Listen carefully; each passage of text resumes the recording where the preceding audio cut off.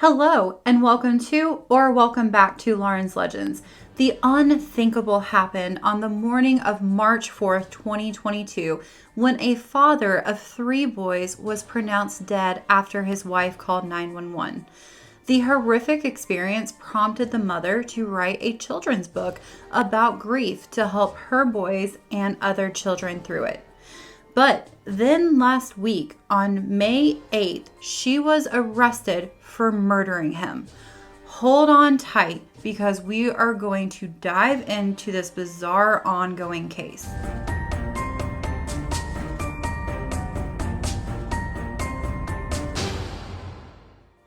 Before getting into all of the sticky details, I must say that at this time, everything is alleged, and I am not a professional. This is for entertainment purposes only. With that out of the way, let's start at the beginning. Erik Richins was born on May 13th, 1982. He was the oldest and had 2 younger sisters. His family was well known in the community and they were wealthy, but were said to be down to earth and did a lot to help out others. Not only was this handsome, caring, and wealthy man excelling through life, he was also very intelligent and got his bachelor's degree from the University of Utah in international studies, and he had a minor in Spanish. He decided to use his schooling and his smarts to begin his own masonry company from the ground up with one of his best friends, Kouri Richins. They named the company C&E Masonry and it took off. As successful as he was, there was one area that he was lacking, and that was his love life. He had been married when he was very young and it had ended horribly. He lost a lot of money in the divorce. He was single for years, but was beginning to open up to the idea of getting into another relationship. That was probably because of the beautiful brunette cashier at the Home Depot that he could not stop thinking about. He finally gathered up the courage and asked her to dinner. The beautiful and sweet Kouri happily agreed. Kouri was 8 years younger than Erik, being born on April 1st, 1990. Her family dynamics were very different than Erik's. She has 3 siblings, but her family struggled financially, and they were basically all raised by the mother. This did not stop her from excelling in school, and she received her bachelor's degree in hospital administration and even got her master's degree in human resources. Friends and family said that these 2 very driven people seemed to be a match made in heaven, and they had a whirlwind romance, quickly getting engaged and then married in 2013. But on the day of their wedding, Mama Richins was not playing around. She was very happy to see her son in love again, but was determined to not see him go through what he had gone through with his first wife ever again. His mother presented Kouri with a prenup right before the ceremony was to begin. The agreement she had basically stated that if they divorced, they could only take what they both had individually owned, but if a spouse passed away, they would inherit the money, present or future incomes. This would also cover the business that valued over $2 million at the time of the wedding. This prenup placed Kouri and Erik's business partner, Cody, as the beneficiaries on his life insurance policy. At the time she signed it, it seemed like she had completely understood, and she understood why, and she didn't have any issue with it. And for years to the outside world, it appeared that the couple were living in true bliss. They had 3 sons, and in 2022, at the time that their father passed away, they were aged 9, 7, and 5. With a family to feed, Erik continued building his business, and Kouri found a new passion and career in real estate. The couple were buying properties, fixing them up, and selling them and making really good profits.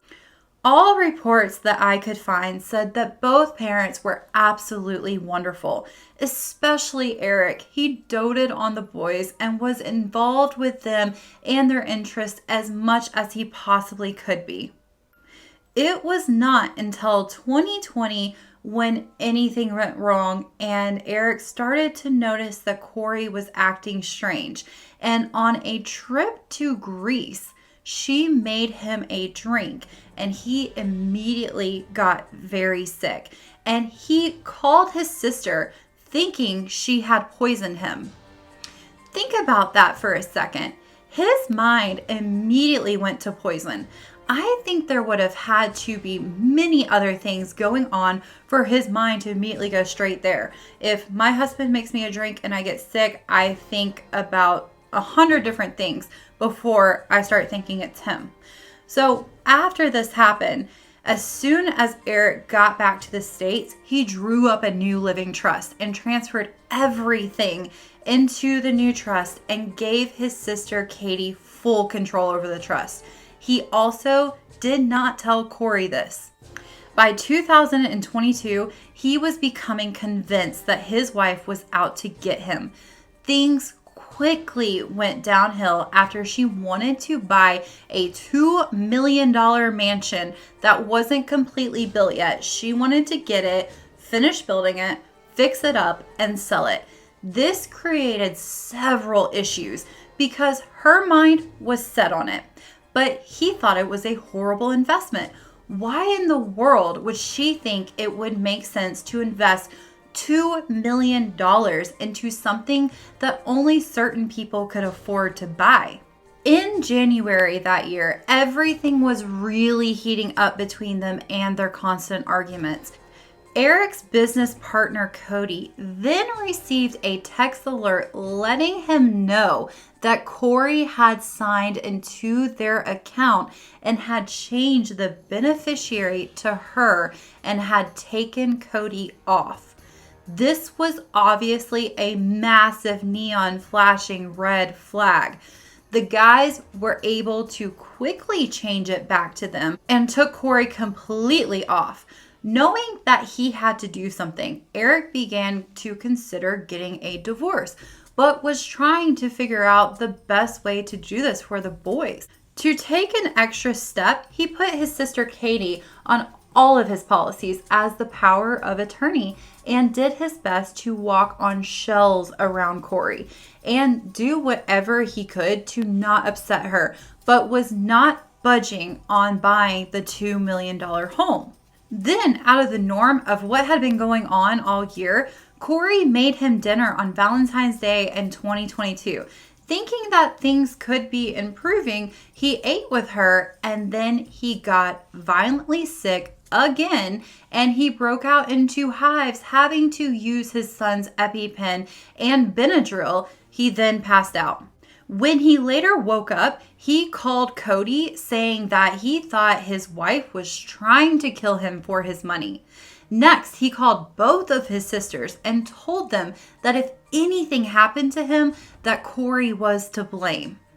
Cody and his sisters all told him that he needed to leave and get out of there. He agreed, but decided to not go right away because he needed a plan for his boys. Can you even imagine living like that? Believing the one you love and built a life with is trying to take your life. I can't even. But to keep things civil, while he was coming up with his exit plan, Erik decided to calm all the arguments about the new property and let Kouri think that he was going to go through with it.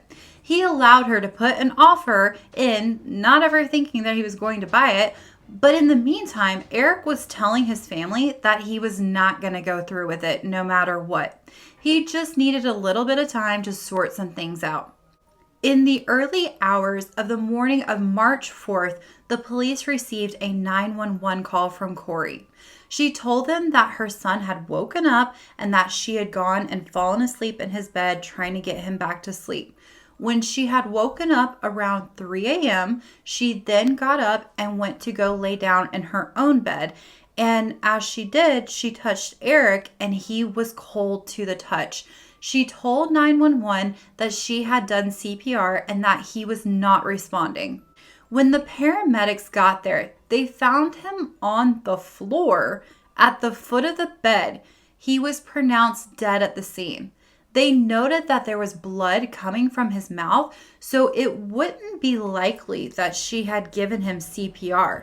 This definitely began raising eyebrows. And why was he on the floor? They asked her about the night before, and she told the police in the evening before the couple had been celebrating about closing on the new home. And at 9 p.m., she went into the kitchen and made him a Moscow Mule. After that was when she went to her son's room. Closing on the house that he was never going to purchase. Erik Richins was only 39 at the time of his death, and he was very healthy. The family urged the police for an autopsy. Little Miss Kouri wasn't concerning herself with those details, and at the very next day, even before Erik was even buried, she had a party at her house for the closing on the new property. Erik's sister Katie decided to attend, and during the party, they got into an argument, and that is when Kouri found out that Katie was the beneficiary of the policies, and then Kouri physically assaulted Katie. After the party, Kouri actually filed claims that Erik defrauded her, and she was also suing his sister, and Katie is countersuing Kouri. It's a whole mess. Then the autopsy results come back. They determined he had 5 times the normal amount of fence. Can't say that word. You know what I'm trying to say. Starts with an F, ends with an all. But his entire family said that he never used drugs. This made eyebrows raise as high as they possibly could. Kouri just continued on, unfazed. And what she did next. Kouri decided to put on a huge show about going through grief and decided to write a children's book with her own children. She exploited their grief all over news stations. She even named the book, Are You With Me? Girl, I hope he wasn't, because that's vindictive ghost if you ask me. But she has a picture of Erik in the clouds looking like an angel. Anyways, the whole thing about the book is that after someone passes, they're still with you, going through everything, and it's supposed to be good for children to help them through their grieving process. But when people that were interviewing her asked her what had happened to him, she told them that he died of a brain aneurysm. Still, full well knowing the truth. Joining us now is author of Are You With Me? Kouri Richins, to share her 3 C's to helping kids cope with grief.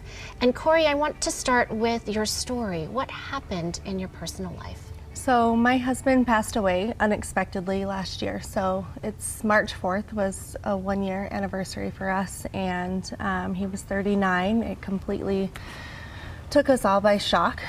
But all the while, during her wild show she was putting on, the police were secretly investigating her for the whole year. And they had been able to pile a ton of evidence. Some of the most evidence and compelling evidence came from her phone records.